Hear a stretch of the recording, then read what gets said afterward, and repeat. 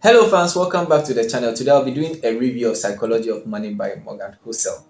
In the Psychology of Money, Morgan Housel teaches how to have a better relationship with money and to make smarter financial decisions instead of pretending that humans are returns on investment. It shows us how our psychology can work for and against us. Using this knowledge, he argues we can make better sense of one of life's most important topics, money.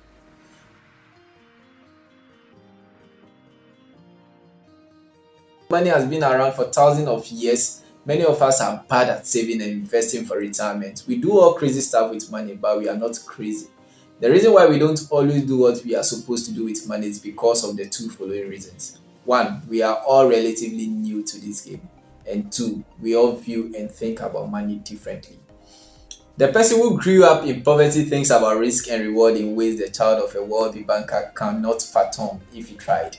So all of us, you, me, everyone, go through life anchored to a set of views about how money works that vary widely from person to person.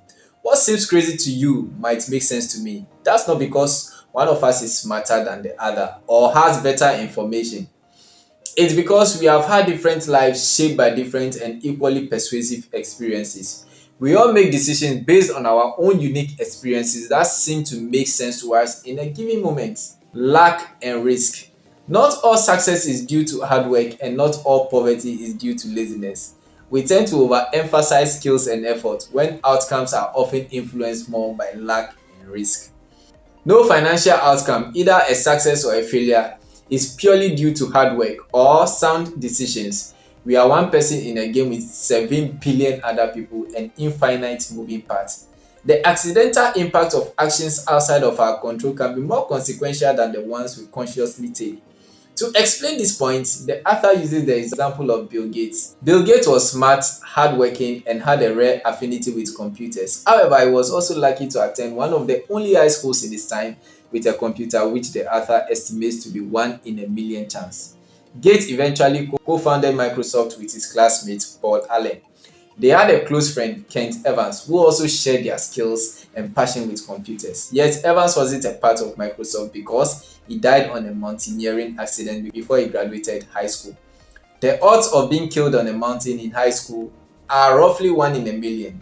Both Gates and Evans were smart and loved computers, but they fell on two extreme ends of luck and risk. Finally, recognizing the role of luck in success and the role of risk in failure helps us develop greater humility when things are going right and compassion when things are going wrong. When things are going well, know that you are not invincible. When things are going bad, know that you are not a disaster. There are countless rich individuals who have lost everything because they felt the millions they had were not enough. The lesson we learn from these failures is that we shouldn't risk what we have and need for what we don't have and don't need. In the book, the author gives the examples of Raja Gupta and Benny Madoff, people who had everything but wanted more. They brought ruin upon themselves because they were greedy and didn't know when to stop. The hardest financial skill, it seems, is to stop the goalpost from moving. Once we achieve our goals, we look towards the next goal and the cycle never ends. This is often driven by comparing ourselves to others who are above us in the ladder that we benchmark ourselves against. When it comes to money, someone will always have more of it than us, and that's totally okay. Enough doesn't mean that we should stop the pursuit of financial success. Enough means that we know when to avoid doing something we will regret. Many things are not worth the risk, regardless of the gains.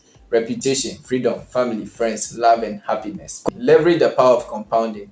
Good investing isn't necessarily about earning the highest returns because the highest returns tend to be one-off hits that can be repeated. It's about earning pretty good returns that you can stick with and which can be repeated for the longest period of time. That's when compounding runs wild. The author presents us with the example of Warren Buffett.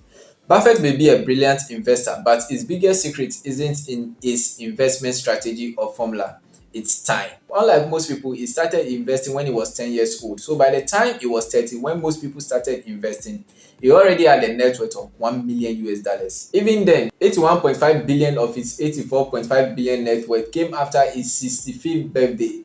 Investing consistently from age 10 to at least age 89 is what made compounding works wonders. That single point is what matters most when describing his success. That's the power of compounding and time.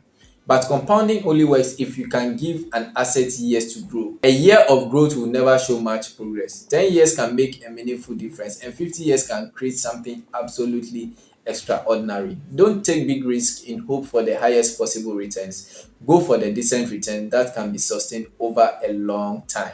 Start investing as early as possible and wait for the money to grow. The counterintuitive nature of compounding leads even the smartest of us to overlook its enormous power. Getting wealthy and staying wealthy both take different skill sets. If you are rich, you have a high current income, but being wealthy is something different. Wealth is not visible. It is the money that you have that's not spent, is the opportunity to buy or do something at a future. Being rich offers you opportunities in the short term, but being wealthy provides you the flexibility of having more of the items you want.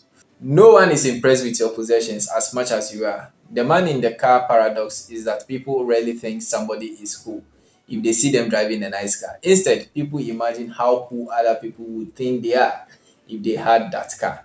This is a paradox because others will have the same thoughts and not consider you cool. The author applies this more broadly to wealth. People acquire wealth because they believe this will make them be liked and admired, but wealth just makes others use this as a benchmark for their own desire to be liked and admired. If respect and admiration are your goal, be careful how you seek it. Humility, kindness, and empathy will bring you more respect than the horsepower ever will. Thanks for watching. Don't forget to like, subscribe, and hit on the notification bell. Bye bye.